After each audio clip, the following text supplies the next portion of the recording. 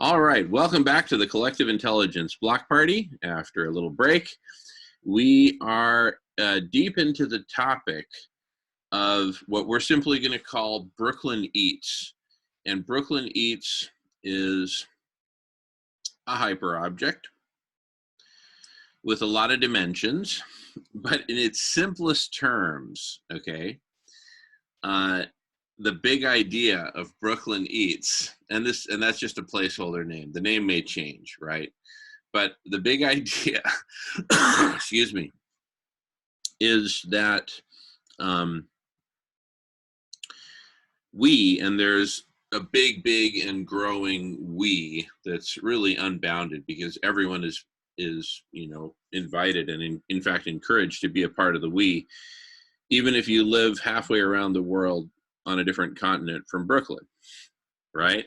Everyone's welcome. Why? Because what we're going to do is we're going to the big we in a very grassroots, ground up way, not in a top down way at all, but literally as a community of communities, including communities on all continents. Because what we're essentially going to do is with Brooklyn's full consent and support. In other words, we're not going to do anything in Brooklyn that basically a super duper majority of Brooklyn is clamoring for and saying, yes, this is what we want, right? But with Brooklyn's full, super duper majority support, I mean, like probably 99% plus full support, is we are going to, well, maybe I'm being a bit optimistic there, but you get my point. I mean, it's just going to be hugely popular. We're going to feed everyone in Brooklyn by delivering food to their homes. Everyone gets food delivered to their homes that is whole food, plant-based, and immune boosting. We're talking, oyster mushrooms, all kinds of great produce, fruits, vegetables, leafy greens, in different forms. And there's lots to be worked out in the Department of Menus, but lots of really great pioneering work has already been done in the realm of menus for immune boosting, super healthy diets that help out in terms of health across the board. And I'll let my sister Jackie speak more to that whenever you're ready, sister. No hurry whatsoever. You may be on break, and if you are, just please enjoy your break and take your time. But we'll talk about the health benefits generally, and then among these are the boosting of the immune system from the appropriate plant-based diet, and among many other health benefits. But that helps to then prevent and stop the spread of pandemics, right? And then perhaps an even bigger factor, or equally big, let's not worry about which is bigger, but let's just say equally big, is the fact that people will not have to leave their homes to get food, or to get money to get food, right? By like working a job or whatever, right? Whatever means of making money. And rather, they can simply stay home and receive food.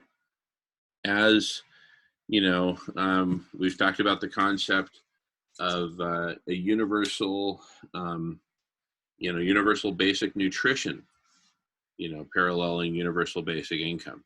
That's kind of the idea. And, how would we do that? Well, it'd be through a combination of community gardens, donating produce to the program, communities just coming together to grow for Brooklyn, right? Not just for their household, but really for the community.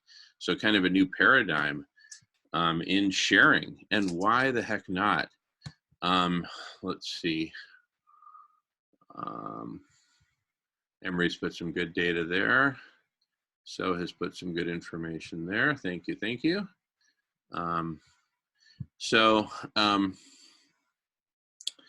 We would leverage a combination of community gardens, at-home permaculture, where there's huge potential,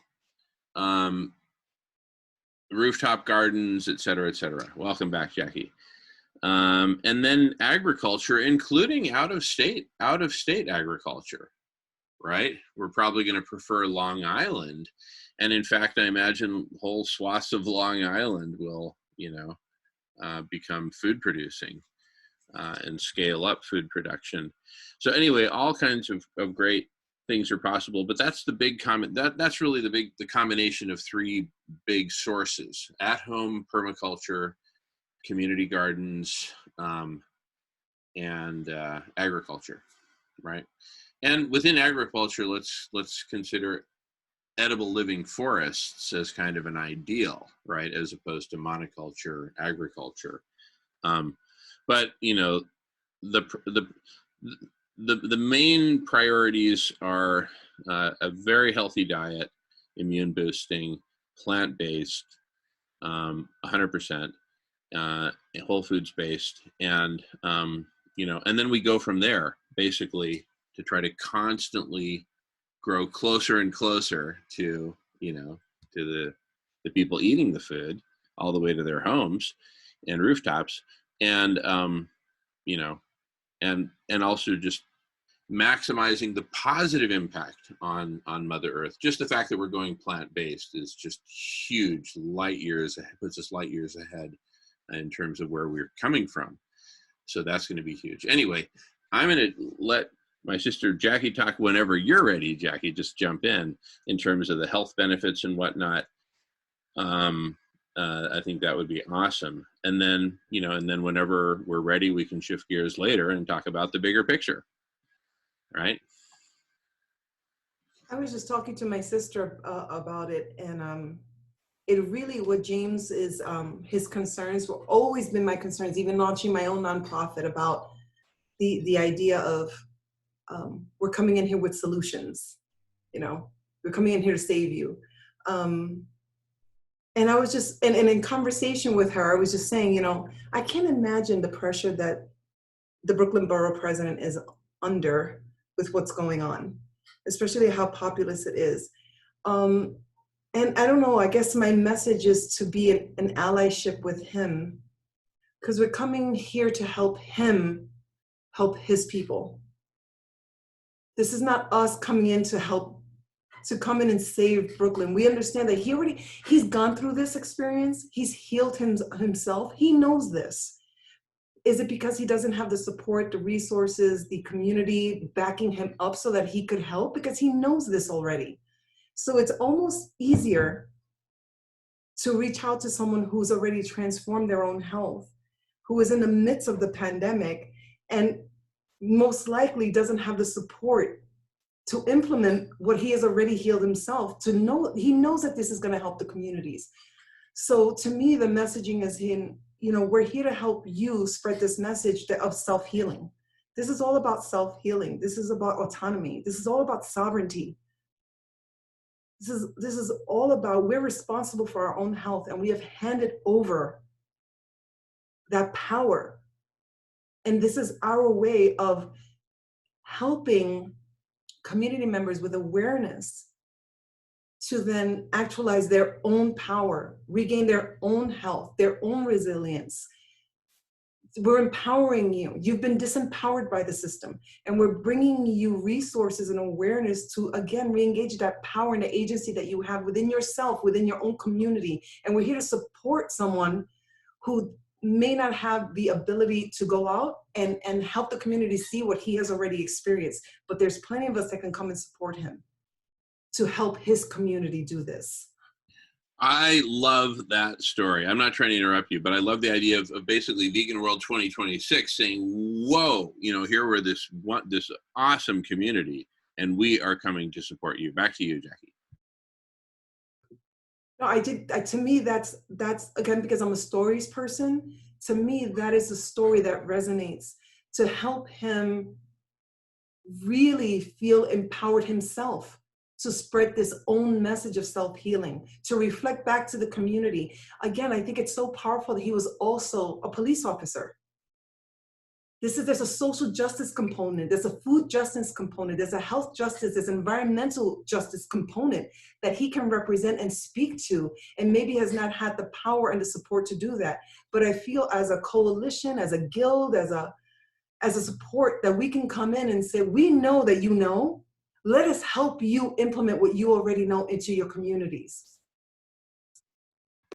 Love it. Love it. Love it, love it, love it, love it.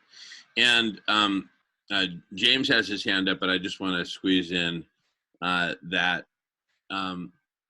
in order to help do that and to deliver the message that we are here standing at the ready to do this, would it not be beneficial that we have under our belts some meetings like at next week's block party, for example, right? And in a way, this is a little bit slow down. I'm in a hurry, right? And maybe I'm going too far. But my thought is, and also at the Solution Club on Tuesday, right? Maybe we just focus it there. Let's just get it done there. Bam. Why wait till the next Friday's block party? Let's get it done at the Solution Club. But however we do it, let's do it sooner rather than later. And what I'm proposing, and talk me down from this if you don't like the idea, but what I'm proposing is that we, do a number of meetings. They could be back to back. Again, we could get it all done during the Solution Club, but let's have, a small number of meetings about Brooklyn Eats. Small number. Brooklyn Eats, community gardens. Brooklyn Eats, right? Home home-based permaculture, at-home permaculture, right? Brooklyn Eats, local agriculture and CSAs, et cetera, right? Brooklyn Eats, food banks, right? Brooklyn Eats, community kitchens.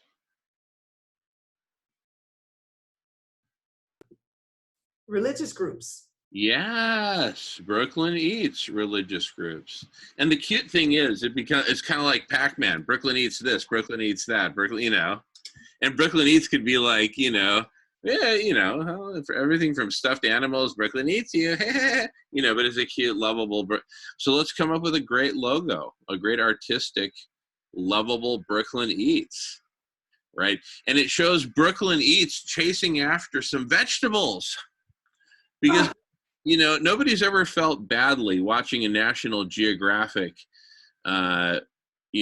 documentary, watching, a squash getting bitten into, but you sure feel terrible when you see a gazelle getting its throat bitten, right? So this becomes it's like, oh, okay, well, I'm sure glad they're chasing after something, inanimate, right? They can't smile back, right? And then something living and smiling like Bambi, right? So it kind of gets that message across in a really fun way, because we create this, this vegan cookie monster called, Brooklyn Eats, right? And we could even play with the name, EETS or something like that, something fun, whatever. Hey, it's Brooklyn Eats. He's so Brooklyn, his first name is Brooklyn, right? And, or he's got a composite first name like Jose Juan or something like that. Well, the first in the composite is Brooklyn, the next is Eats, whatever. I'm Brooklyn Eats, right? And I'm hungry, and hey, look at that, but hey, it's got to be plant-based, hey, let's go get a milkshake. Nah, man, Brooklyn Eats don't play that. He only does plant-based, right? Only if it's plant-based. Now, coconut I can do, that sort of thing. So it becomes like this playful thing. It's like a game. Brooklyn eats this, Brooklyn don't eat that. Brooklyn eats this, Brooklyn don't eat that. Boom, boom, boom, boom, boom. Why is Brooklyn on a special diet these days? It'll blow your mind. It'll make you go crazy, because Brooklyn eats what is right, and it sets aside that which isn't right. And All right, tell me, Sherlock, crack the riddle. Get your magnifying glass out, put down your fiddle. I need to know what Brooklyn eats. What's a yes and what's a no? What's bad and what's a go? Tell me about it, Brooklyn eats. Well, meet me at the block party, and I'll tell you complete. Bum ba dum bum. Da, da, da. I love it, and it has to be fun because this is a gift of love. Heck yeah. This is a gift of love, and you know, my family's there. You know, this is not just an investment in my brothers and sisters who I don't know. I have family members that are living in high rises with their children that haven't left the house in 2 months. You know, this is personal. This is personal for me, and every person there are my family members. You know, we're here to help one another. This is a gift of love, and it's help. It's what I would have appreciated growing up. It's what would have helped me. And how do we not go back and help? This is again, and I have nothing. And I think that message that we are here, there's no profit here.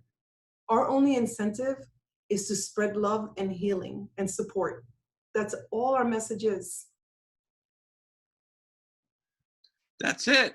We're Brooklynites, or whatever they call themselves. I think Brooklynites, Brooklyners, Brooklynites, whatever. We're Brooklynites helping Brooklynites, and we're Brooklynites also opening our doors to the world.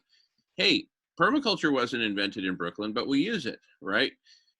Community gardens weren't invented in Brooklyn.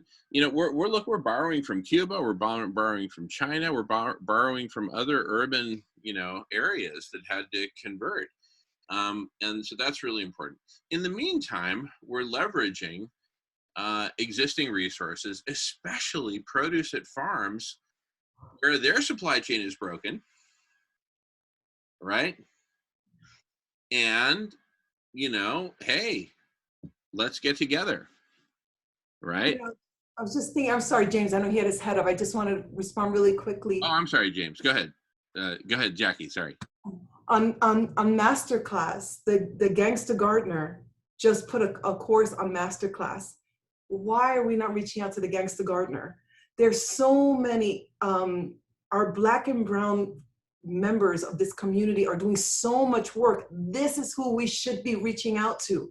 These community members that have seen this vision, that are out there, that are doing the work, this is who we have to recruit. They see it. And we need to go into Brooklyn like a giant mirror and saying, this is a synthesis of all the knowledge and the wisdom that's available. We are you, you are us. Look at us. We're doing it. We're living evidence that this is the way.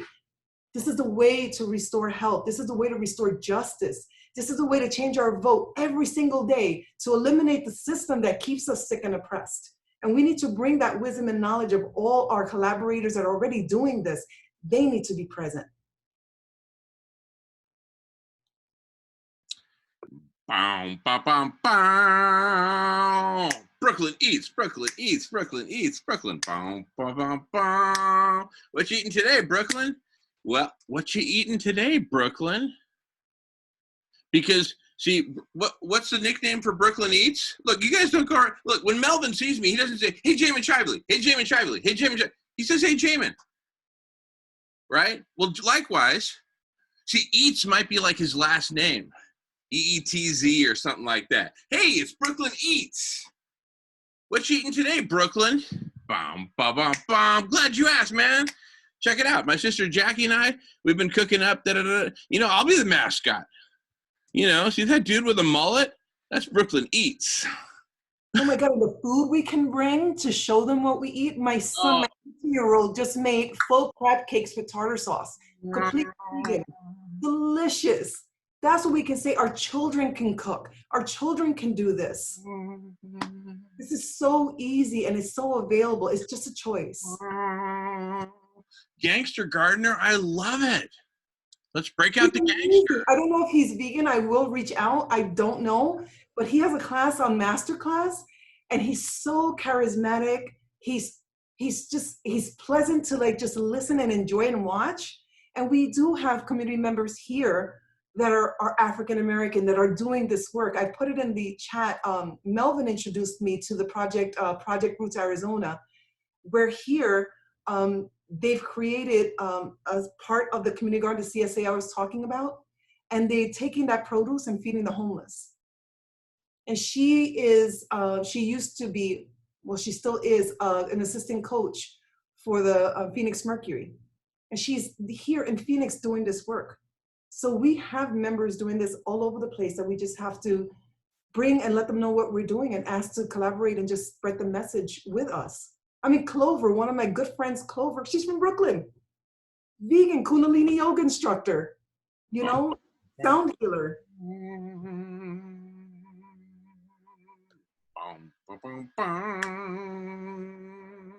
Oh my goodness, this is so super cool.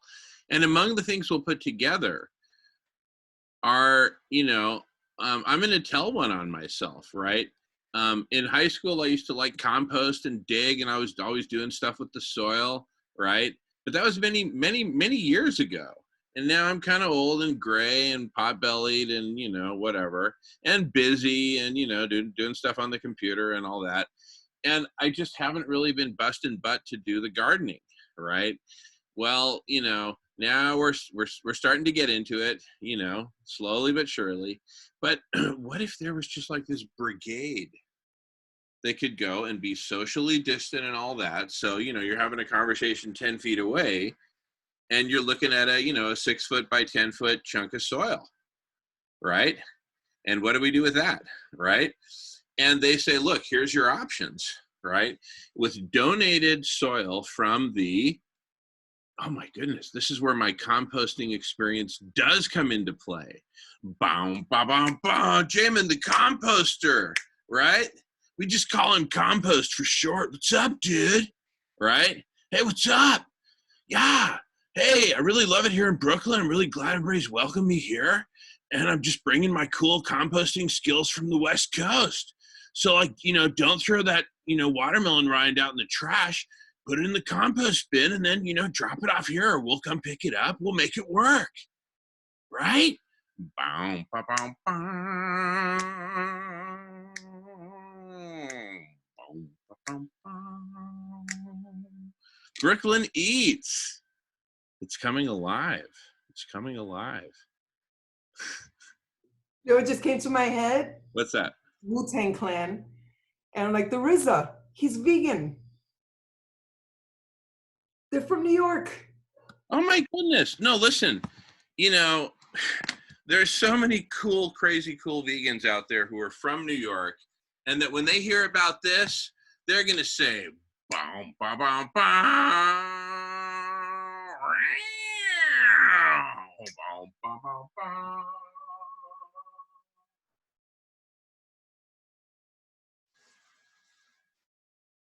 Brooklyn Eats. Hey there, Sister Jackie. Can you hear me?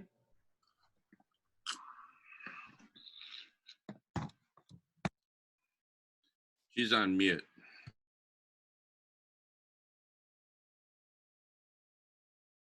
I'm gonna just be quiet and let James say his piece. I keep interrupting. Yeah, James, I'm so sorry. We've just been jamming all over the place. Thanks for your patience, and jump in, James, if it's good for you. Yeah, thanks, John. What was I going to say? Well, I have a lot to say as well.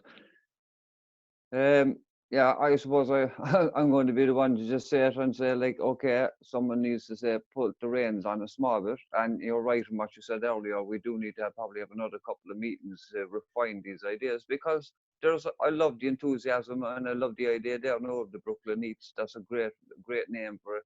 Catchy. All the things that you're suggesting, very positive. I love it. It's all brilliant, right? But let's not forget, we have, like, we can't put all our eggs in one basket. We have more than one egg to deal with, as you said yourself. You know what I mean? So let's not forget where we're coming from in this as well, because the Brooklyn Eats, great idea, great project, great.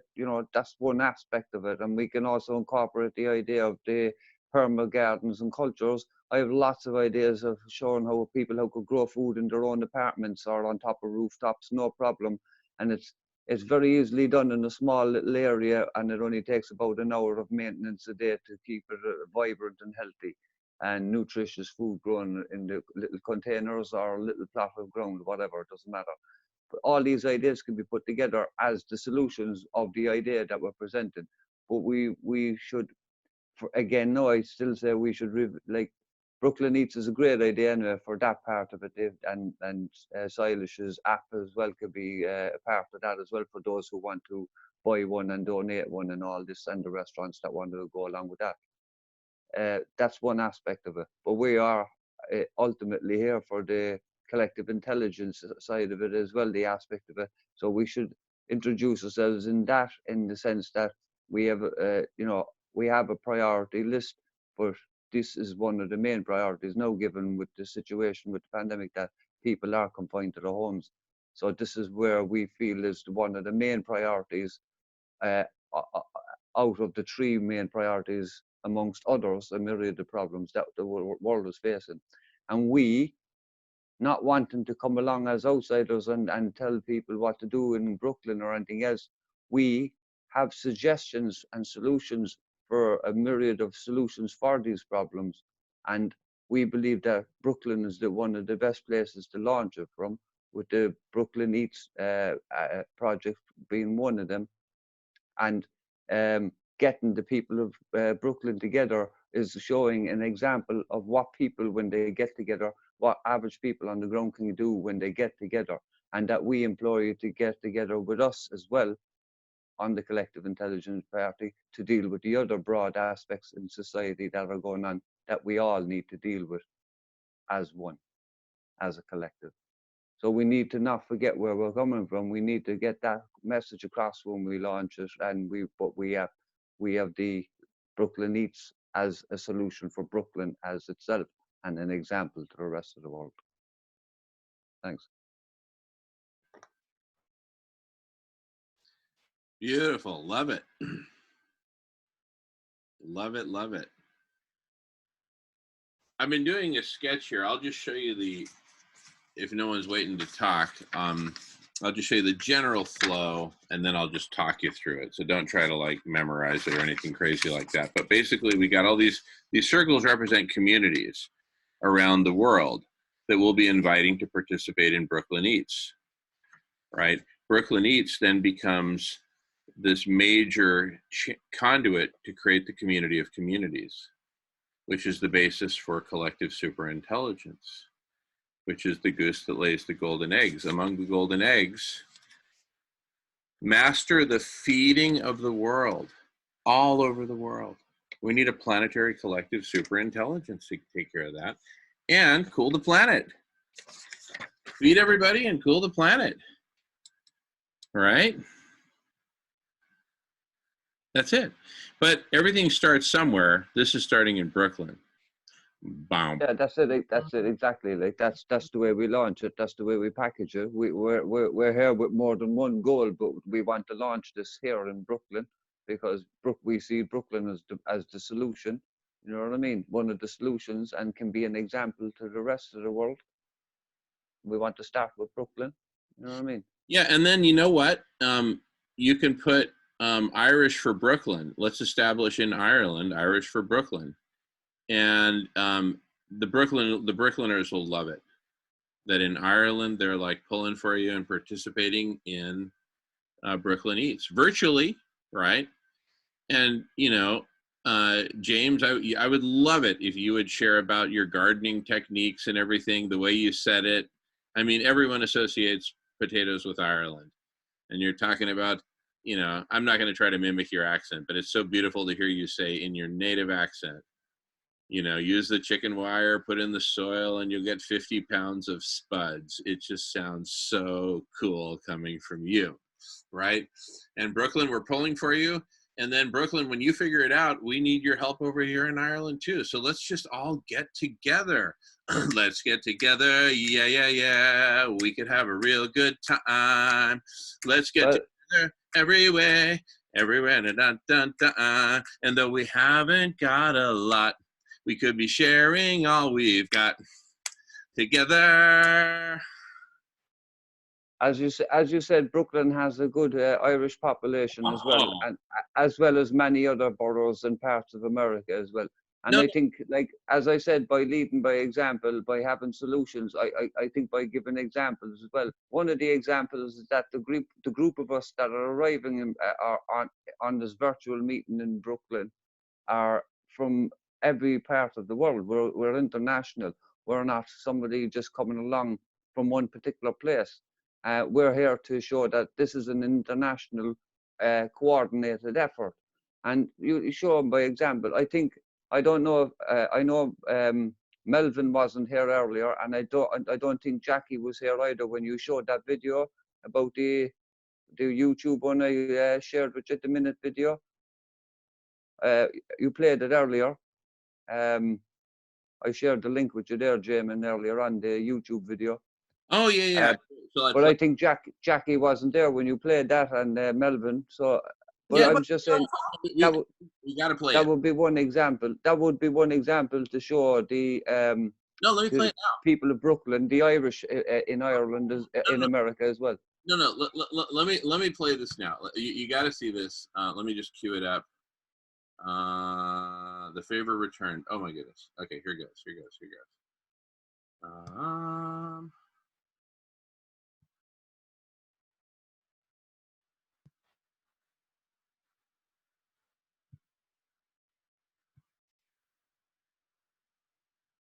It's a bond between two communities formed in a time of deep crisis, commemorated with this sculpture.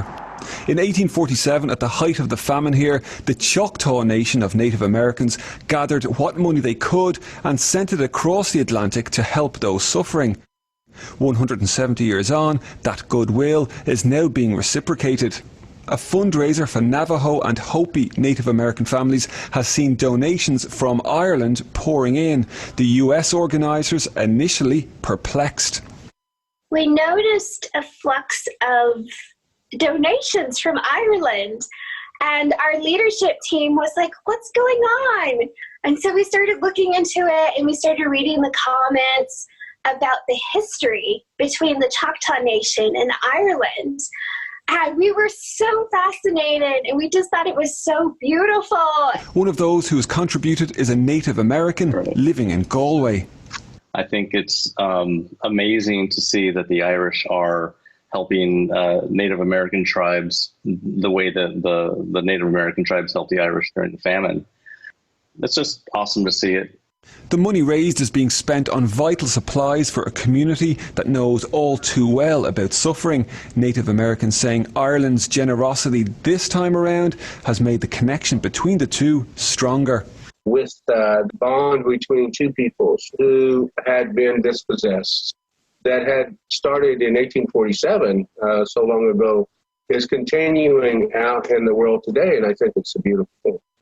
Across the Atlantic and across generations, the goodwill continues. Conor Hunt, RTE News.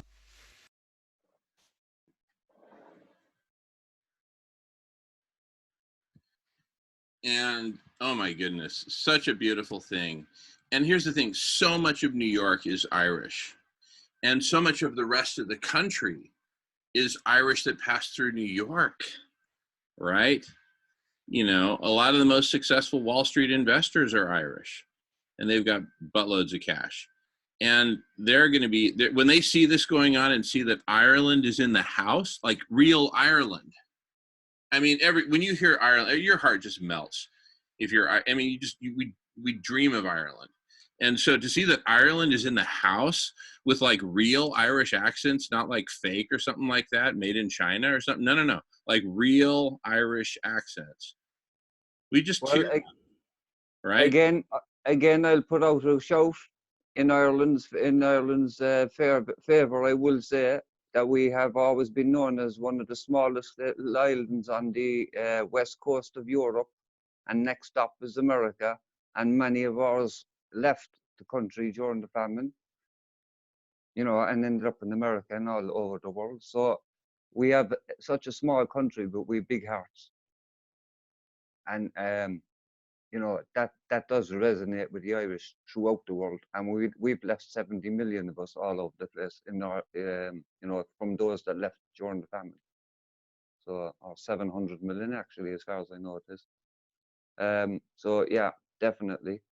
The people respond, and Ireland is just an example of that. For per capita, we've always been out there to give out the most, or to, you know, donate the most per capita for any cause worldwide, because we know what it was to suffer. And I just put a shout out there again to remind us that Sir Bob, we now call him, he's been given the title Sir Bob Geldof, but he prefers Bob Geldof as far as I'm concerned, and he does it himself.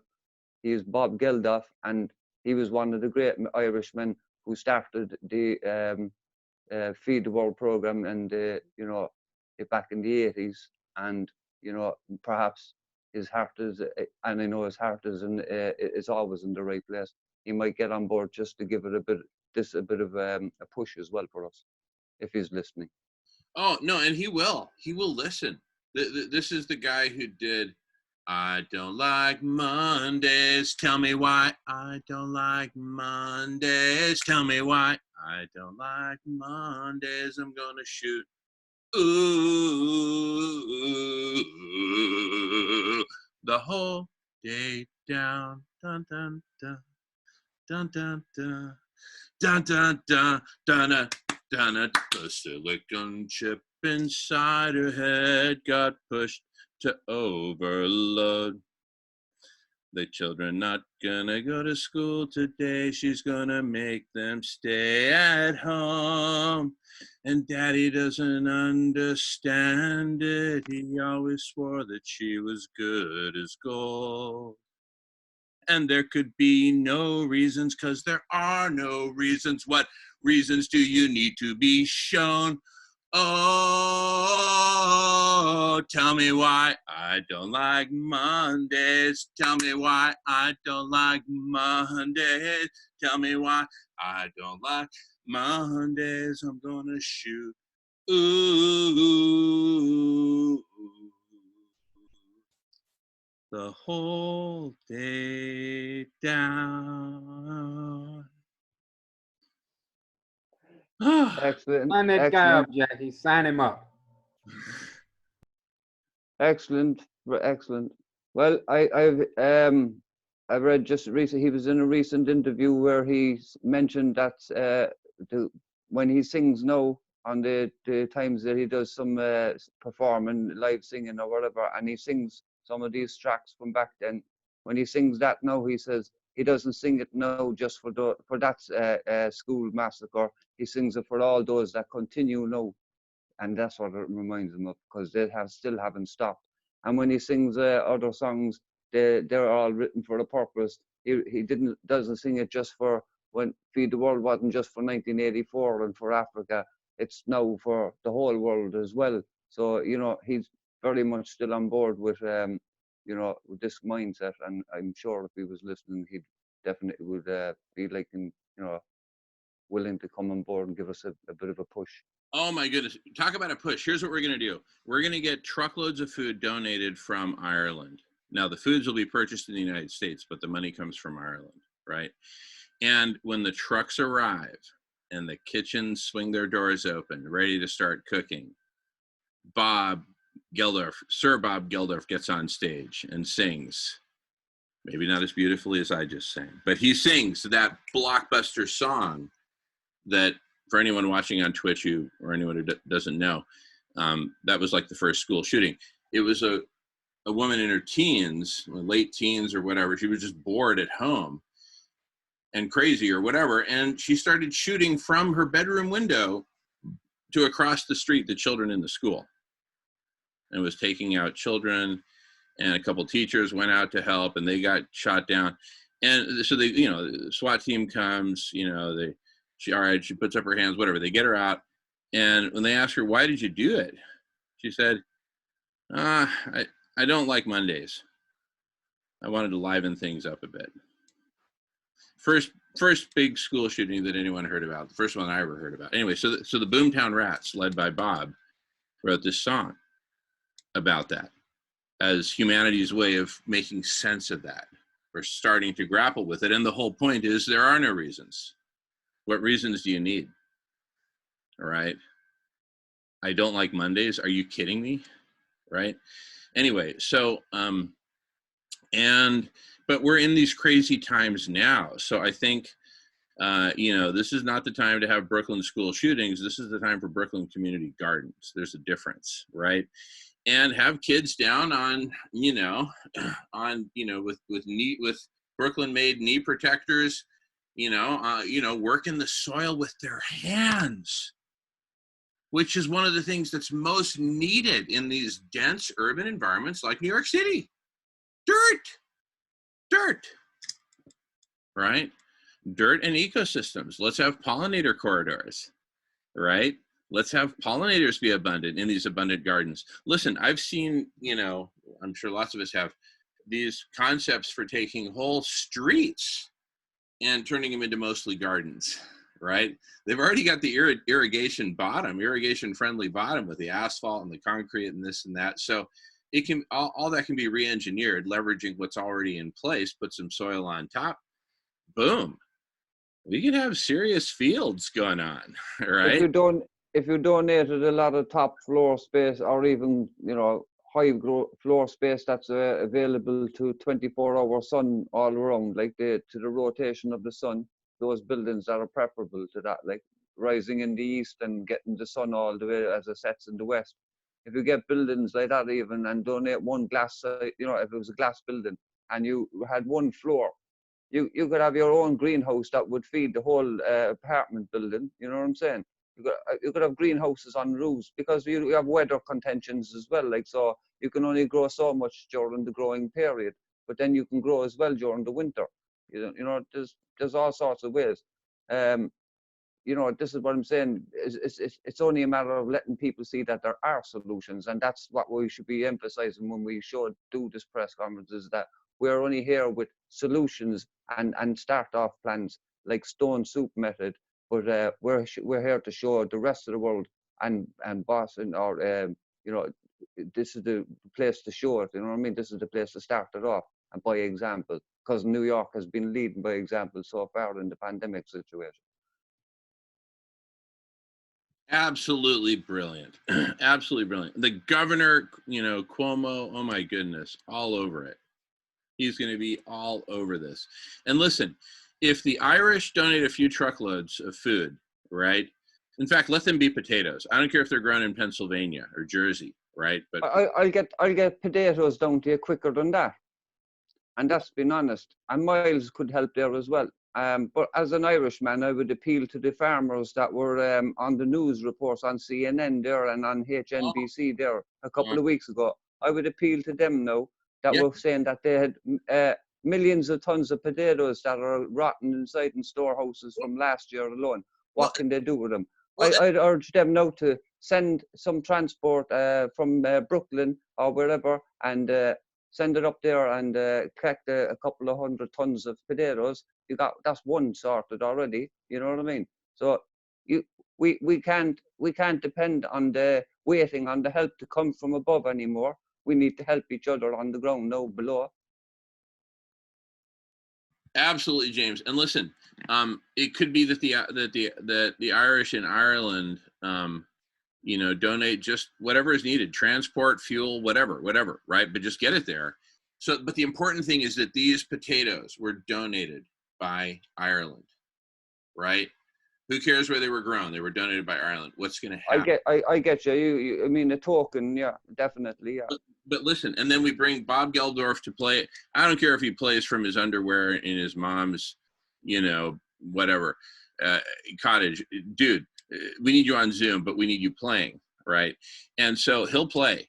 And what's going to happen is every Irish American is just going to tear up and go berserk.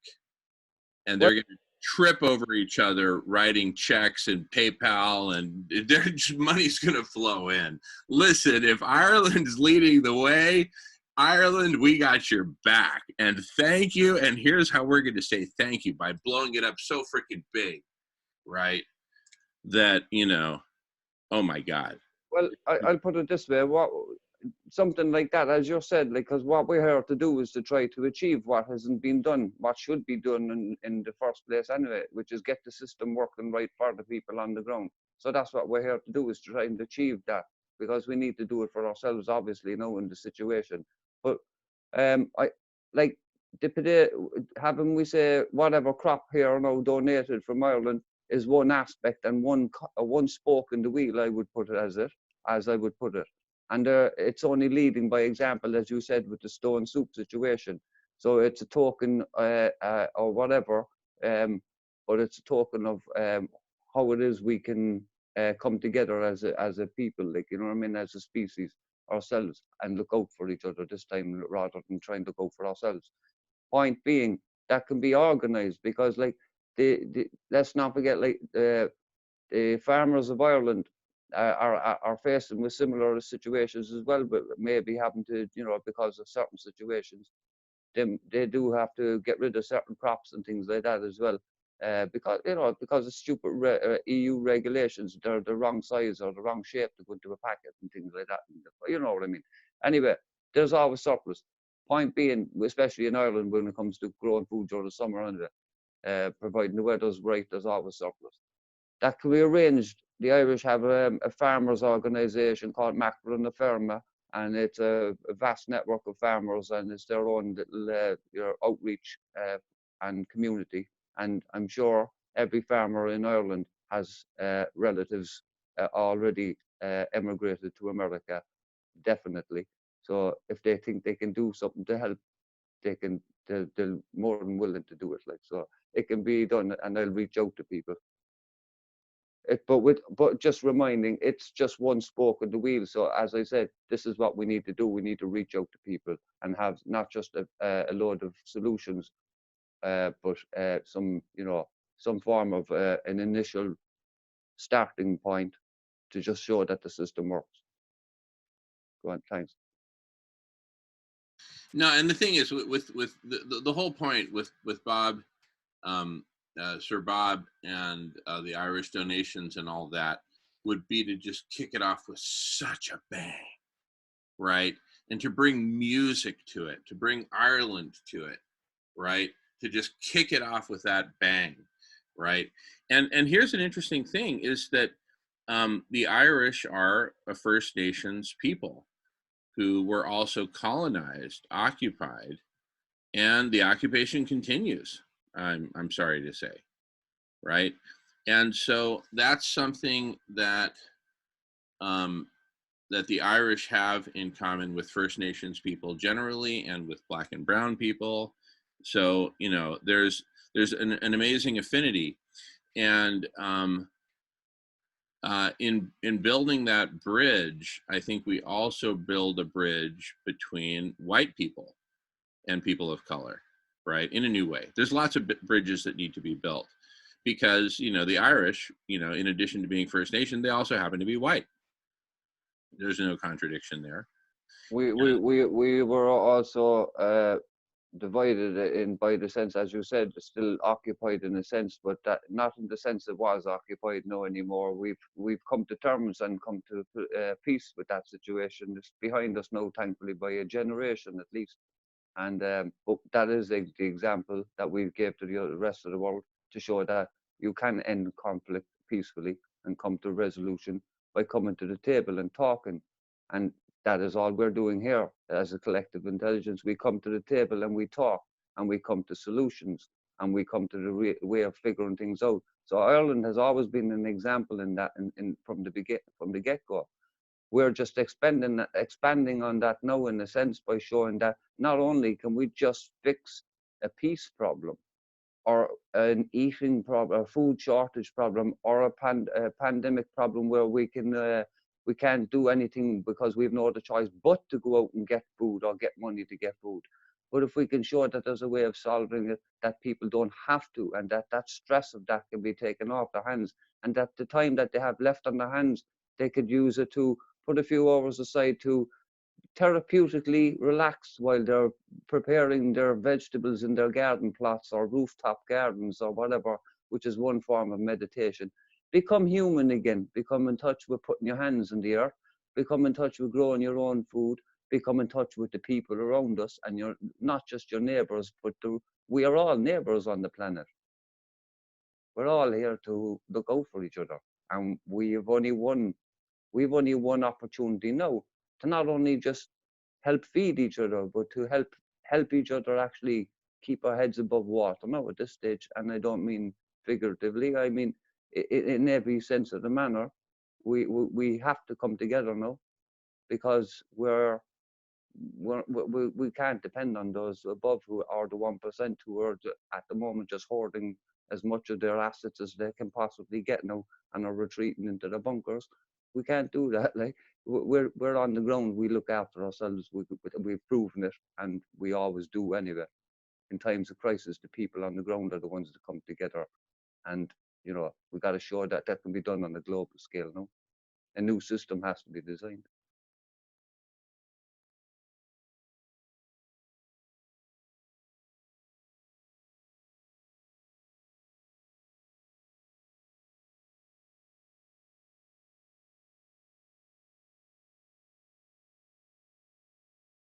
Yeah, that was a component that I just took for granted, that we are an international group.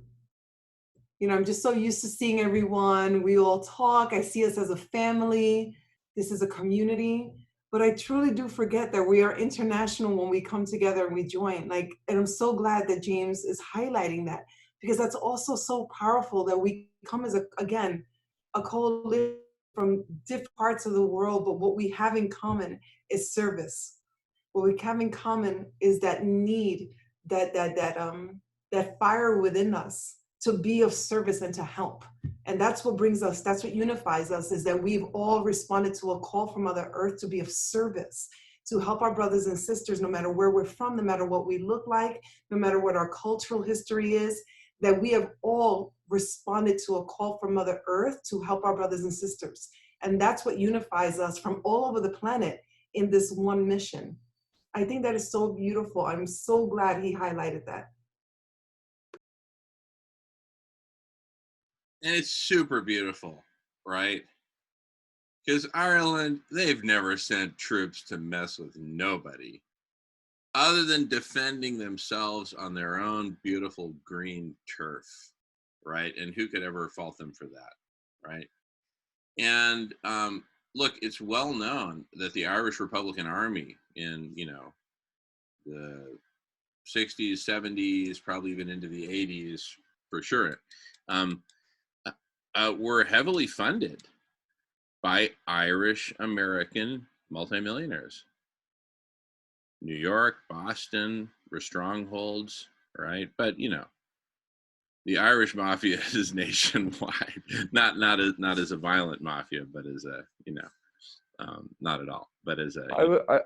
I will go one even further in history, and if you go back to the beginning of the 18th century, around in the early 18th century, when British rule was in America at the time, and the colonies were there, and they were trying to take over,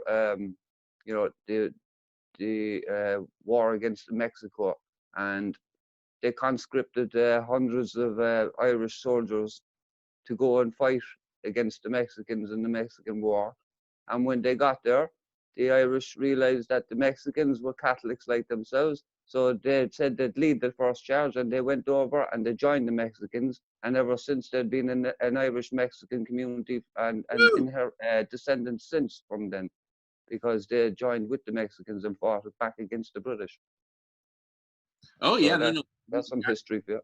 That's beautiful history. And the Irish presence in Mexico is very strong. The Ángel de la Independencia in Mexico City was done by a Mexican artist both of whose parents were from Ireland. Both of whose parents were Irish. So he was born in Mexico City, and he did El Ángel de la Independencia. One of the most famous actors in history, Anthony Quinn, right? Father Irish, mother Mexican, right? So anyway, yeah, Ireland has a beautiful green kiss on the forehead of Mexico always. and so wow. And you know what? I mean, here's the thing.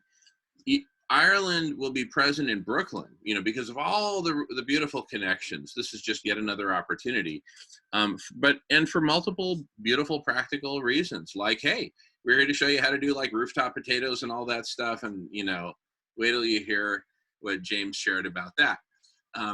And then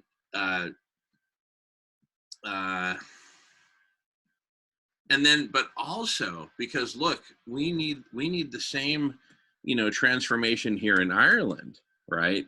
And so what we'd like to do is, you know, we want to be there participating, helping out the project, because it's a global project. It's not just for Brooklyn. Oh, yeah, and then we're going to do something just for Dublin and keep out. No. This is like open source, you know. World Eats. See, because Brooklyn Eats has a cousin named World Eats across town. World Eats. What's up, world? What's you eating today? Oh, just plant-based, super nutritious, delicious, immune boosting, right? Brooklyn Eats. That's it. Because it's positive, it's action, it's now. It's us. We're all eating. Brooklyn Eats. Not just, you know, the wealthiest 1% in Brooklyn eat. No. 100% of Brooklyn eats.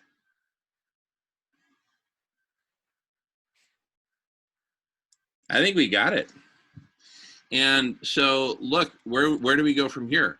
Let's map out, let's diligently map out what meetings we want to have, right? What specific meetings that we want to have. You know what we can do? Oh my goodness, James, listen to this, listen to this. One of the meetings, listen to this.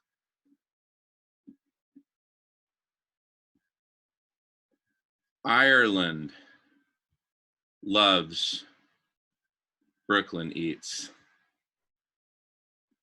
Listen to that.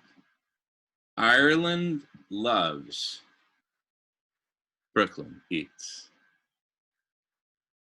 Ireland loves Brooklyn Eats. That's the name of the meeting. And oh my goodness, with that meeting, do you think you're going to be able to round up some friends and family there in Ireland, James, and invite them to invite? Look, all you have to do is connect with the right person, who's the kind of person who just can invite everybody, because that's what they do.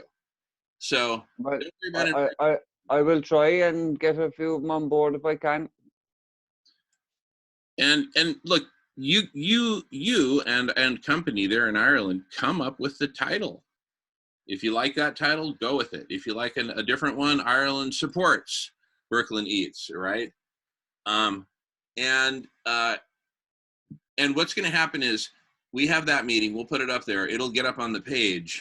And as soon as some Irish Americans like Jamie, I was just trying to call Jamie earlier. When I run this by him, he's going to flip. He's going to flip. And I mean, because he's 100% Irish Catholic and knows lots of Irish Catholics here, there, and everywhere. So he can really represent that segment, right, of the population. But what I want to run by him is Jamie, and I'll ask him to watch this. Dude, Jamie, when you hear Ireland is supporting Brooklyn Eats, this program, and that a bunch of people in Ireland are meeting regularly and figuring out how they can best support with potato technology, with, you know, with funding, donations, whatever, how can we help? And it's just like, I mean, their reaction, the Irish American community, their reaction is going to be this.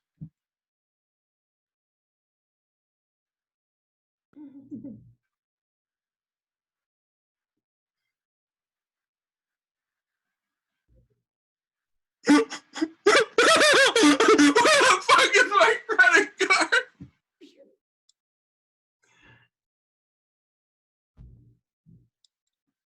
That's going to be their reaction.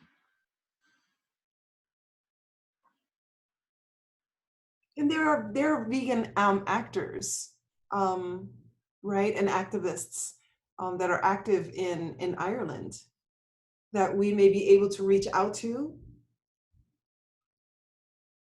Stephanie knows them all, guaranteed. Because she's in the film industry there, right there in Dublin.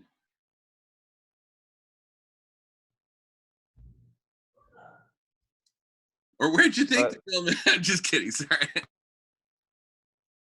well, as I said, I'll work on it from my end. I'll try and get some people into the whatever meeting we try to propose anyway. But as in we're getting like people on the outside, like outside my family, that don't know about the collective intelligence block parties, it would be a bit of a job to try and explain that alone to them without trying to get them to come to the meeting. But what I will do is I'll compose an email there anyway to the farmers' organisation in Ireland, and about organising or about setting out the word to see if there's a way of, if there was surplus food there, or how would that be proposed to be transported or whatever to New York. And like I'll put that into somebody's capable hands is what I'm saying. Like I'm just going to put out the message. Like, and as for the meeting, I'll see if I can draw other people in it as well, because again, no, like it's time, as I said earlier on, to start these meetings again today. Like, time is of the essence now for everyone, I think. Yeah, yeah. And by the way, my feeling is that it would probably be a long shot to actually try to ship food directly from Ireland to the United States. That it feels like a long shot, right? Well, yeah, I don't mean like ship like food. Like, I'm talking, you were on about like getting Ireland to donate whatever. I'm talking about, whatever you're on about, whatever we discuss in the meeting, is what I'm saying. Like, but we do need to have those meetings you were saying there earlier on. We need to come up with a few meetings here now and finalize, just brainstorm and get it sorted out. Like, Now, there actually is one thing that Ireland could send over that I think would make total sense. what would that be? Irish oats in whole grain form, right, in bulk, and then we can either roll them or steel cut them in Brooklyn, right? How cool is that, right? And oh my goodness, so cool. Well, yeah, something that wouldn't be perishable, I suppose. I know what you're talking about, like, but potatoes wouldn't either, like. But it depends. That's what I say. We'll see what's available. Let that up to the farmers. Let that up to see who has what and what is available, I suppose, and what could be possibly transported or shipped, or even whatever it is. You know what I mean? Whether even if it's donations, it doesn't matter. The idea is that the message is coming that Ireland supports Brooklyn Eats. The Brooklyn Eats project is a beginning project, the birthing of a new idea for the rest of the societies in both in New York State, in all the other states, and internationally. That we're feed our societies, feed our communities. It can be done. This is the map to how to do it. Oh my goodness. I love this so much. This is so cool. One of the things I love about Brooklyn is it's big enough, right? It's big enough to support this baby descending from the stork, right? This giant, collective superintelligence powered, veganic permaculture meets community gardens meets local CSI meets, it's just like, whoa. But I mean, it's so big, but like New York can handle big stuff. And here's the thing. It's not like Manhattan's going to be asleep about this. Let's face it. Or Queens, or Harlem, or the Bronx, or what am I missing? Staten Island. Anyway, help me out. Actually, I was talking about that with my sister, and I was talking about how you mentioned that, the affluence in Manhattan, and I'm like, there's that stigma that there's just the richness and the wealth that's in Manhattan, but there's projects in Manhattan. There, and I'm from them. I'm born and raised in the projects in Manhattan that people are unaware of. But I love the fact that we're starting with Brooklyn, because it doesn't, even though there is affluence there, but it's not as prominent, it's not as known as when you picture New York, you picture Manhattan, Central Park South and, the Upper West Side. But the accessibility, Manhattan people that live in Manhattan, literally, you can walk across the bridges and you can get to Brooklyn. Like, that's how accessible it is. So in a sense, Brooklyn and Manhattan are very, very close, very intertwined. So I'm glad you said that, because whatever we do in Brooklyn absolutely is going to flourish and is going to pollinate into Manhattan naturally. And then it will go and it will ripple out to, then you'll get Queens and you get the Bronx, you get Staten Island. But I think that that connection with Brooklyn and Manhattan is just, it's going to naturally just flow. Totally. No, and look, in Manhattan, you've got literally dozens of billionaires on a few square miles, right? Literally.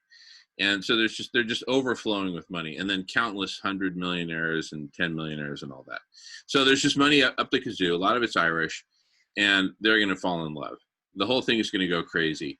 And but let's make the Irish connection, right, kind of the poster child of the international, right? Because everyone loves Ireland. I mean, it's as simple as that, right? For so many wonderful reasons. Hey, Stephanie, can I bring you up to speed, or were you watching on Twitch, or where you at? I'm fully up to speed. I was watching live on Twitch. So what do you think? Brooklyn Eats and Ireland loves Brooklyn Eats. I think I totally agree with you. They're not to blow our own horn, but everybody seems to love the Irish. So I think it is a great way to capture people's attention as well as their emotions as well in a positive way. Totally. Oh my goodness. Wow. This is just a dream come true. Who would have thunk? And I'm telling you, the Irish Americans are going to go berserk, beyond berserk. And there's just going to be an outpouring. From Manhattan itself, right? From the other boroughs, right? Why Brooklyn? Who cares? High five, Brooklyn, is the real statement, right? And good for you, and thank you, Ireland, right? Thanks for helping us get kicked off. And Sir Bob, oh my goodness, when he belts out the original "I Don't Like Mondays," what people are going to get is, you know what, to freaking avoid shootings and stuff. Listen, it's kind of a subtle message. It's so subtle I didn't even think of it until now. And this wasn't the first time I sang "I Don't Like Mondays" on camera. Well, I don't know if I sang it the last time, but I played it. Anyway, here it is. If we don't take care of people, there's going to be an increase in violence. It's so predictable, right? And hungry people will do like Jean Valjean of Les Miserables. Hungry people will do desperate things, including stealing, and it can really go downhill from there. So instead of having another "I Don't Like Mondays" Monday, right? Let's have frickin' utopia, Brooklyn-topia, Brooklopia, Bropia, Bropia.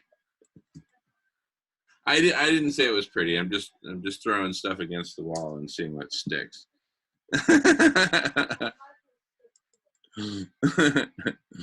Yeah, I think that just hit it and slid down. Whoops. Okay. But anyway, Brooklyn Eats, Ireland loves Brooklyn Eats, right? Or something like that. Or Ireland for Brooklyn. I think Ireland supports Brooklyn Eats, because the idea of support, you know what I mean? Support is we're supporting each other, like, you know what I mean? Well, how about Ireland for Brooklyn Eats? Ireland for Brooklyn Eats. Ireland for Brooklyn Eats. Supports is kind of, it's assumed within Ireland. Well, then Ireland loves then, so because love is the compassionate word anyway. There is a key word as well, like. So yeah, support, that's what my first thought was. Yeah. And then we could do Ireland heart Brooklyn Eats, because it's sold in New York, say "I heart New York," right? I Red Heart New York. Ireland loves Brooklyn Eats. It's going to be so cool because then the name of the organization will actually be spelled out because there's no heart on the typewriter. Shame on you, IBM. But it'll just say Ireland Red Heart Brooklyn Eats. That's it, right there. Boom. Maybe a green heart. Maybe a green heart. Yeah, good one. Good one. A shamrock. Something cool. Yeah. Anyway, I don't know about Bob Geldof coming out singing for us. That would be out of my reach anyway, because he's very hard to come in contact with. I looked him up. All right, I could probably get a message left, an email left with his. Well, look, let's leave that up. Let's leave that up to the collective. Let's leave that up to the collective intelligence, because sooner rather than later, we're going to have somebody who's going to be Sir Bob's niece, and she's going to be all over this, and she's going to say, Uncle Bob, you must join. You must sing I Don't Like Mondays. Sorry, I'm not going to try to fake her accent either. Back to you.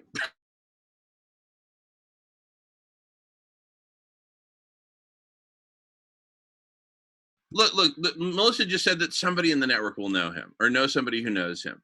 Look, stuff's going to start popping. We gotta leave the shackles of the past behind. The shackles of, if you're not connected, whatever. No, leave all. Nice one, Steph. Nice one. No, Stephanie just put in a handy comment there. Okay. I can't read it. Well, we'll read it for you con mucho gusto. I work with someone who just interviewed him recently. No promises, but could ask if he has personal connection. How simple is that? Thank you, Stephanie.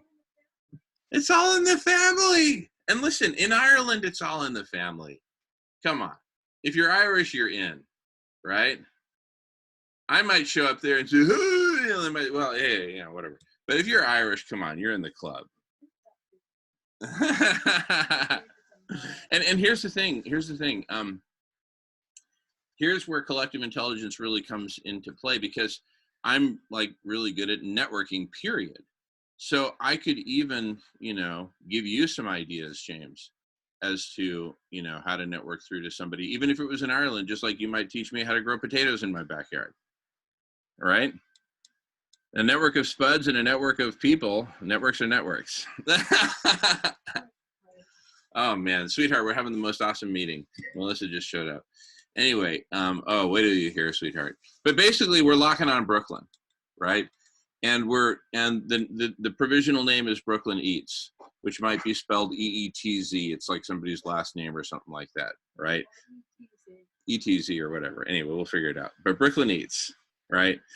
And because the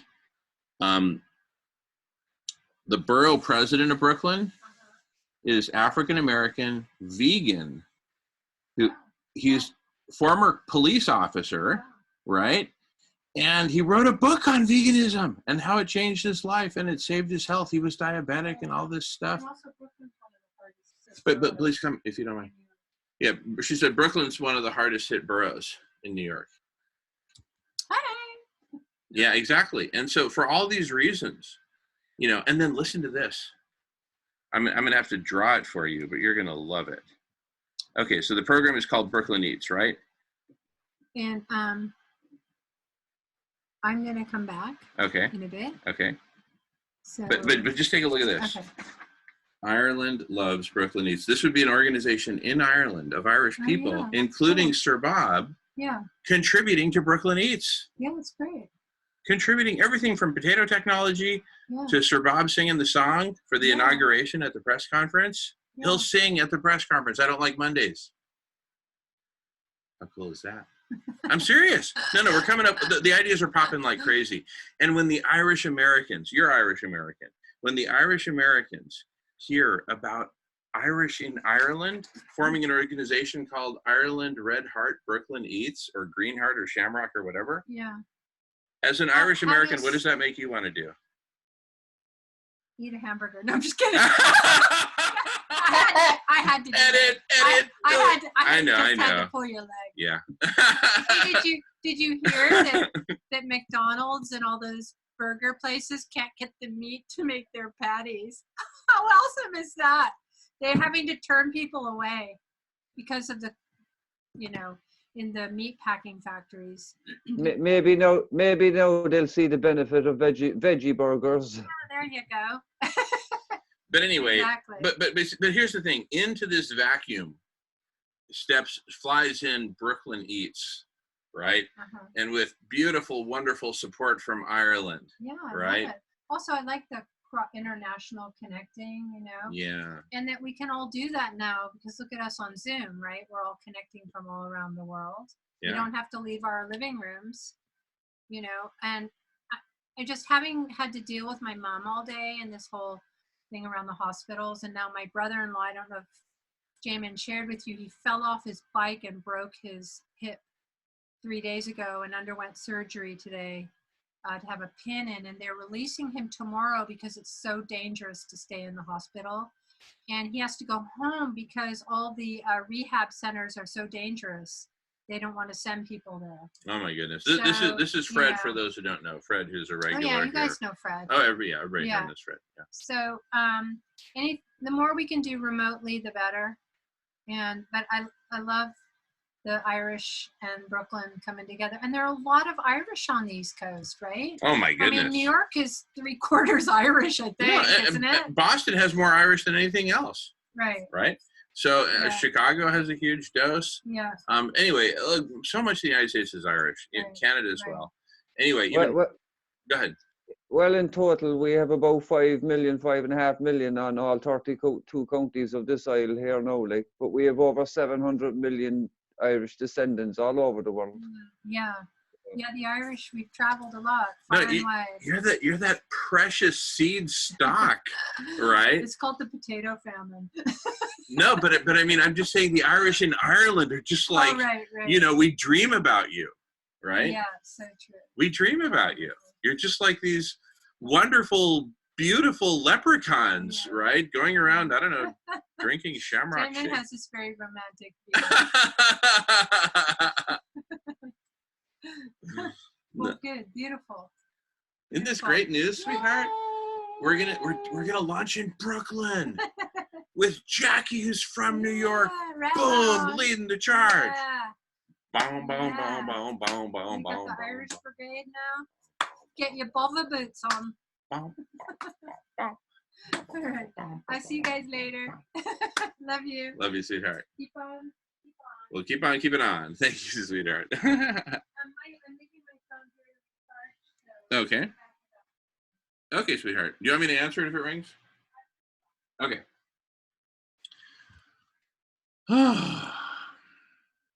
Wow. Oh my goodness.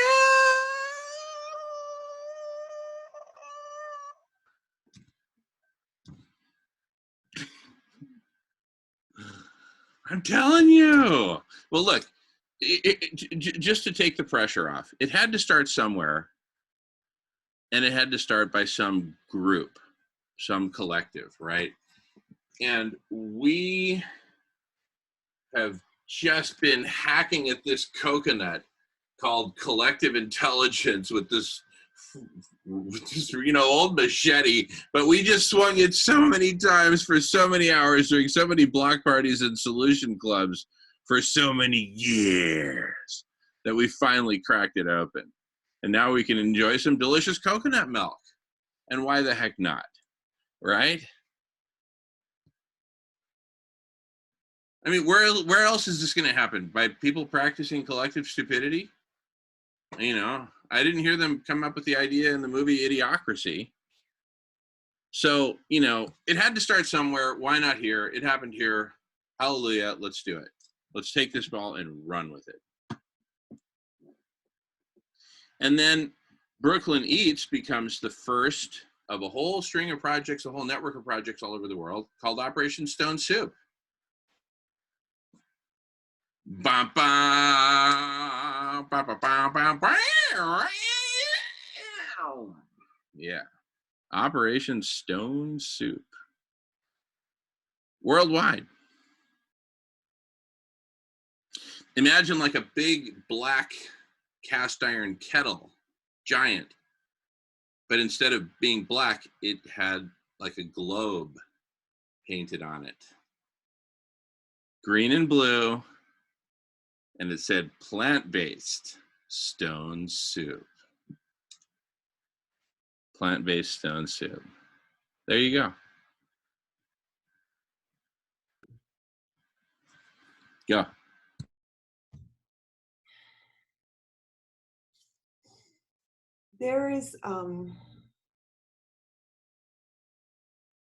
There's nothing like reaching a point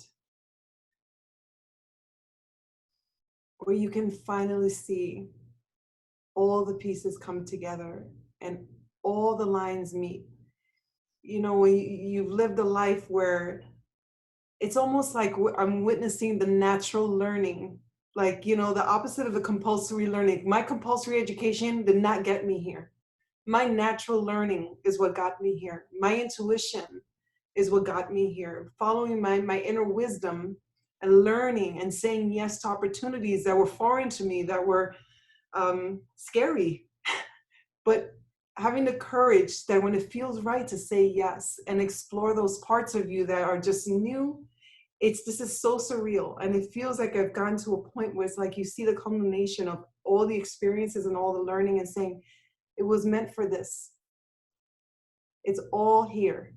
And I feel like I am birthing finally into the purpose for all of my life experiences, so all of my learning. It's like it's come to this point. It's like this is what it was all for. And to be able to do this is not just a gift to the community, but such a gift to myself. To realize that all the healing that I've been able to accomplish in myself has been able to birth an opportunity where I can overflow all of this learning and this love onto the planet and onto my brothers and sisters and onto the animals. It's surreal, and it's, I don't know if I'm going to sleep tonight. Well, listen, you're gonna birth it in New York, right? But like Jackie, it's not gonna stay in New York. You were birthed in New York, and wow, now you're worldwide. This idea, Brooklyn Eats, birthed in New York, Operation Stone Soup, birthed in New York, and then all over the world. It's just amazing, like to just, you know, again, I get so used to it. I love everyone here. Everyone here is marvelous, and but when we're talking about this and I'm looking at all of these names, how different we are, we're all over the place. And we just are speaking the same language. And it's just so incredibly surreal and beautiful. And it's making me feel, I feel like Dr. Strange. I feel superhuman.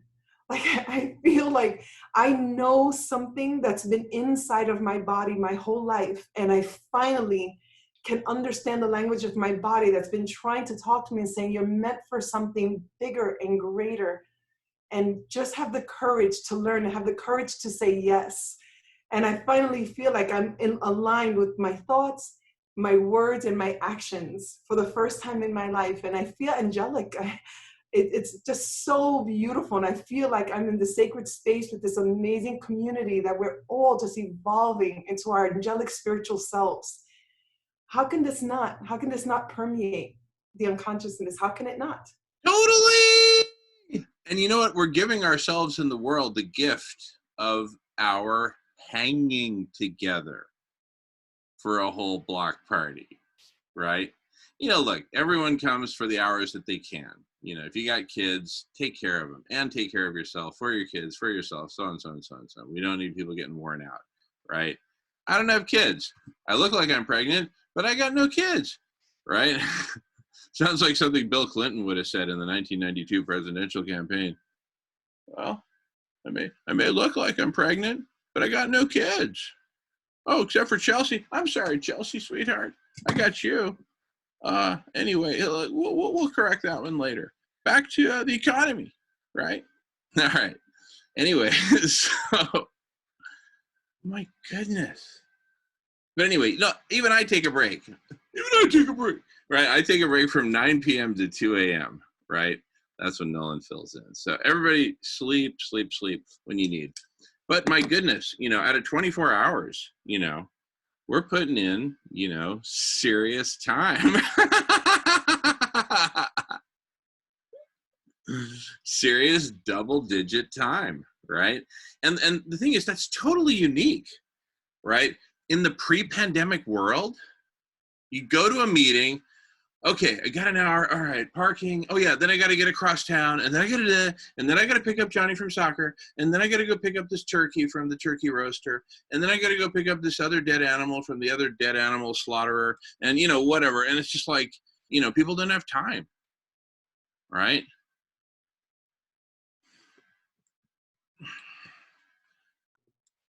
And now we got nothing but time, right? The timing is perfect. It really is. It's divinely perfect. It's so incredibly, I mean, how can you not look at this and say the universe loves us so much, so much? She created this space for us and brought us all together to do this work, this soul work, this spiritual work. It's beautiful. It's divine. And you know, the other gift to me, like my kids are 18, graduated high school, independent. Like this is the time. This was perfect for me. And also, they're watching, they're witnessing. They see my devotion to this cause. They see that I sit here and I spend time. You know, they say, Mom, I'll do this. You know, I'll cook dinner, because they know how important it is to me. And it's not just respecting that this is important to me, but they understand the gravity and the complexity of what we're doing. And to have young men at this age to see this and understand it and know it, it's like, again, the men who they're going to be, they're evolving into it. And I'm watching them. It's cross, like, I don't know how to say it. It's like I'm able, because of them, to be here and do this. And this is also feeding their souls. They don't know anything else but service. They don't know anything else but loving their brothers and sisters. They don't know anything else, but when you do, you can. And when you know, you can't unknow. You know, that's such a gift to me, to be part of this community so that they can witness and watch this. Wow. Oh my goodness. Yes, I agree with you 100%, Jackie. We lead by example, and that's this is what the whole idea now of starting with Brooklyn, saying we're leading by example, and Brooklyn's leading by example. You know what I mean? That's what it is. We have to give a good example to our children, so that we give them good, firm foundations and rooting in life, so that they have something to grow from. And we need to remind ourselves that we're all children. You know, we might be the adults and think we're superior now, but I think it's the children of the planet now who have actually more caring and more love in them at the moment than any of the older people, any of the adults. We need to, as Siegfried said this morning, we need to become children again. We need to see through the fog of all the poison that has been placed and that has poisoned our personal systems, our own bodies, and our system of thinking and way of doing things. We need to cleanse that system. We need to cleanse our way of thinking, and we need to look after each other now again. We need to think of all of us as children now.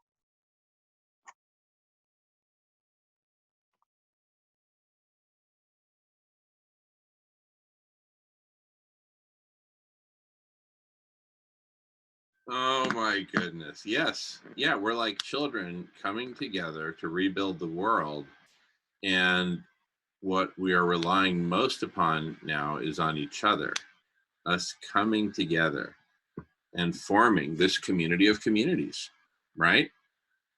The Ireland Loves Brooklyn Eats community, let's just call them Ireland Loves, right? The Ireland Loves community, right? And then you'll have Ireland Loves San Francisco Eats, Ireland Loves San Diego Eats, right? But anyway, oh my goodness. So, wow. I mean, yeah, we're coming together as a community of communities, right? All these different communities are coming together. In Brooklyn, there are thousands of communities, right? In the United States, millions. Well, hundreds of thousands. Worldwide, there are millions for sure, right? No, why not? Millions in the United States. You know, your treehouse club in the backyard with 3 members, that's a community, right? So, yeah, bring on the communities. Oof, wow. And let's build the social network of awesome communities. What's awesome? What defines awesome? That they're seeking out with urgency and with passion and commitment the conversation. What's the conversation? How to save life on Earth. What's a great starting point? Brooklyn Eats. What's another great starting point? SRM. Dr. Yatow of Harvard is leading a project called Mirror Reflection, That's another one, right? That's another great starting point. What's another great starting point? The community of communities.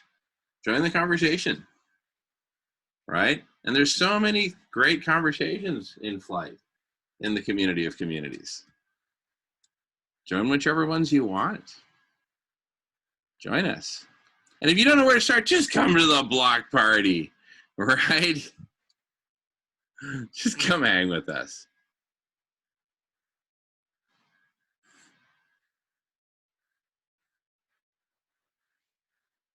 I just had an image of the block party. You know, when there's like, you know, a couple dozen people, then over 30 and all that, the squares get smaller and smaller. Imagine, you know, thousands of people, and then they just get really small until they're like pixels on the screen. Hey, can anybody hear me?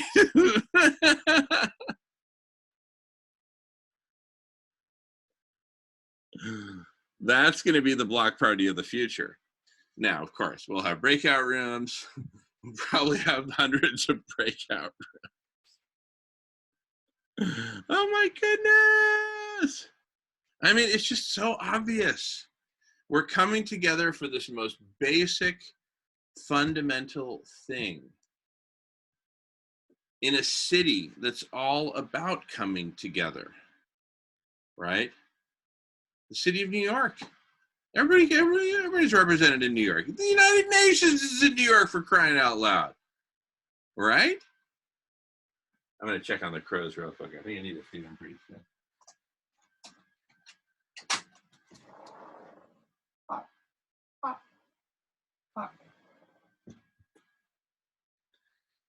I think the fishing's going good down at the beach, but they've got babies, so we got to be mindful of the crows.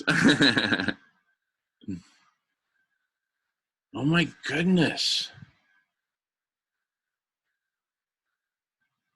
Look, again, it had to happen somewhere. Someone had to, you know, figure this out. Some group. And it had to be a group. It had to be a group that's so committed that just wouldn't let it up until we had it figured out. Right? Now look at the intensity with which we're going at this.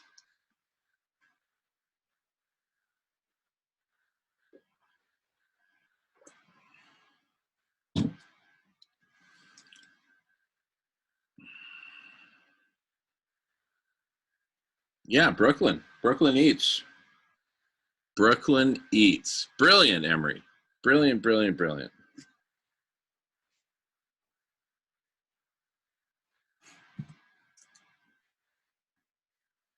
Brooklyn Eats. Yeah, I'm just thinking, you know, I'll talk to Stephanie at a later stage about this now, just to see if there's some way I can finalize it. Like, but yeah, something like I'm thinking, like maybe another thing is like set up a Facebook page here in Ireland, and we'll call it Ireland Loves Community, and set up a community called Ireland Loves, with the logo of just Ireland Love Heart, small s. But basically, you know, a Facebook page, we'll set it up with we have to work on the letter you were talking about, Jim, and composing the letter for getting in touch with different organizations. So we have a finalized, organized letter that will suffice to do any communities that we're reaching out to. And once we have that letter, publish that letter then on the Facebook page first. So we need a letter first anyway to get it published on the Facebook page. I'll also try and make connections then with Mackerel and the farming community here, and any charity organisations and community and local community organisations. And I'll also post some. I'll also state that Ireland Loves then will be the first project. I'll say Ireland Loves Brooklyn Eats in association with CSI. That's You know it. what I mean? That's it. That's it. That's exactly it. Right there. Boom, boom, boom, boom, boom. In association with the Collective Intelligence Block Party, right? Exactly. Or something like that, or Radish, or whatever the heck, right? And I just put links then to the Collective Intelligence Block Party, and unnecessary videos or links that I think would be necessary for getting the message across to people that it's not just the pandemic situation, it's a multitude of situations. It's about food, it's about hunger, it's about overheating, it's about sea level rise, it's about losing our coastlines, it's about losing our ice caps, it's about losing our lives, our forests, forest fires, ocean acidification, right? On and on and on. It's become a house of horrors. In history, this will go down as the Irish Brigade, the Great Irish Brigade, right? Ireland loves. The Great Irish Brigade of Love, right? And listen, the world loves Ireland anyway, but with Ireland loving back, oh my goodness. Ireland Loves Back, right, is the nickname. Because everybody loves Ireland. Well, Ireland Loves Back. Wow. Right? And how cool is that? And then, and we're starting in Brooklyn. Great, welcome home. All right, break out the Irish whiskey and the beer and the music. And we just go all night long. We just go all night long.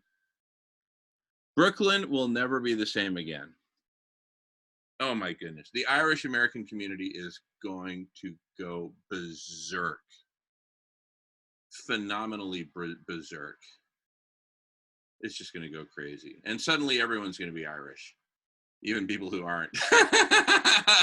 Suddenly everyone's going to be Irish. Well, like I said, if we organise it and have the letter and everything else, and if I throw up that page, and if it's framed right, as you said, you have the idea, Mark. If it's framed right and everything else, we work on that, and we drop the Facebook page. Then launch that in Ireland that's just going to take off. If it's framed right, if it's a good idea, and if it's the right thing to do for a good cause, the Irish will jump on it. I know that. You know what I'm saying? And we play on the, as I said, we're not play on the idea, but take it. It's just another example of like the video I showed earlier. The Irish are already thinking that way. They always have anyway. So it's just another option and solution for them to collectively get together, and another way of drawing more focus on the Collective Intelligence Party as well, as far as I'm concerned.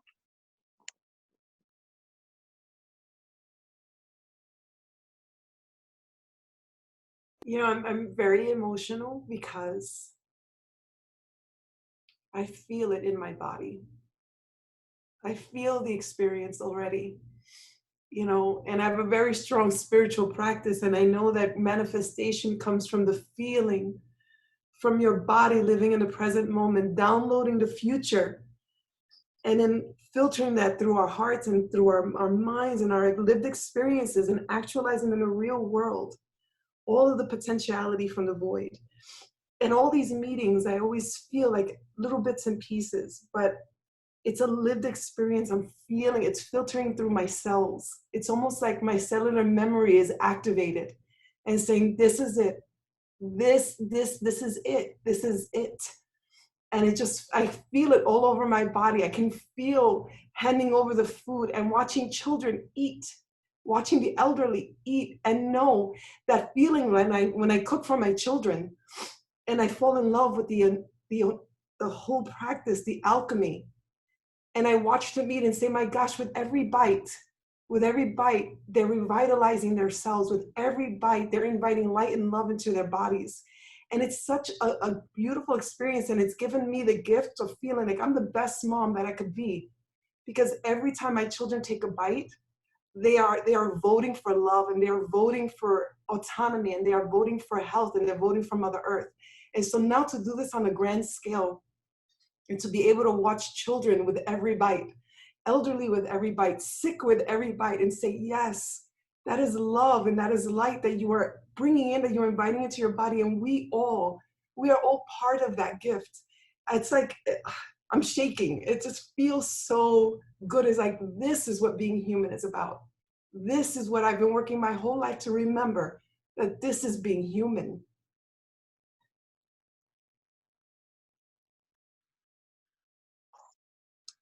Yeah, thanks, Jackie. I agree with you 100%. And I know exactly where you come from when you say that you feel the spiritual. Especially even like through all parts of the block party. I've just put in just past 12-hour shift here now so far, basically, and it feels like 2 or 3 to me, because I come away from a lot of these meetings. Even though it's 24 hours, I come away the next day, I should say. I may be tired, but not physically tired. I feel spiritually nourished from it, in a sense. Especially your divine feminine hours as well, Jackie. Is I get great, spiritual peace from that as well. Well, I find that the connectivity between us as human beings, and just it's an electrifying feeling. So I understand where you're feeling the spiritual side of it. That's where I get that as well myself. You are on the right path, and when you know you're on the right path, and when you know that it is the right path, as Siegfried said today, when God shows you the vision, and you choose to follow the vision without question.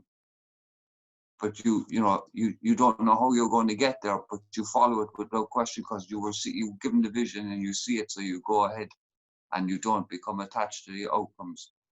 That's what we need to do now. We need to, because it's something Guy McPherson says as well, to live in the moment, live each day as if it's our last day, like Homer says, or Ulysses says in the Iliad. Live each day as it's your last day, and it's your last day. But go to bed believing that it wasn't, or thankfully that it wasn't. You know what I mean? So yeah, I just feel that I feel everything you just said there, Jackie. Thanks.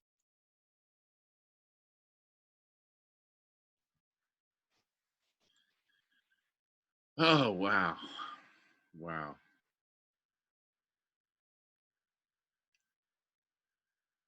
It feels like a dream, And like, And with that, I'm going to get a cup of tea. all right, very good.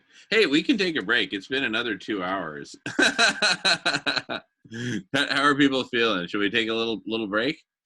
Yeah, let's take a little break. But honestly, I didn't feel like it's been another 2 hours. No, I know. Listen, it has flown by. I just can't. We're 12 and a half hours into the block party. We're more than halfway through, and we're just cruising. We're just getting warmed up. The world is just getting warmed up. And this is the starter motor, the collective intelligence block party. All righty. So what do we do? Take 20? Take 20-minute break? All right. I say no, we lose our momentum with 20 anyway. I'm only grabbing a quick cup of tea anyway, that's all I know, and I can hear you from the kitchen. 10 minutes? Jackie, what do you need? What's good? Let's do 10. 10, you got it. Okay. It's 6:25. At 6:35, we resume. I'll put it in the window, and we'll see you at 6:35. 10 minutes. Thanks, everybody.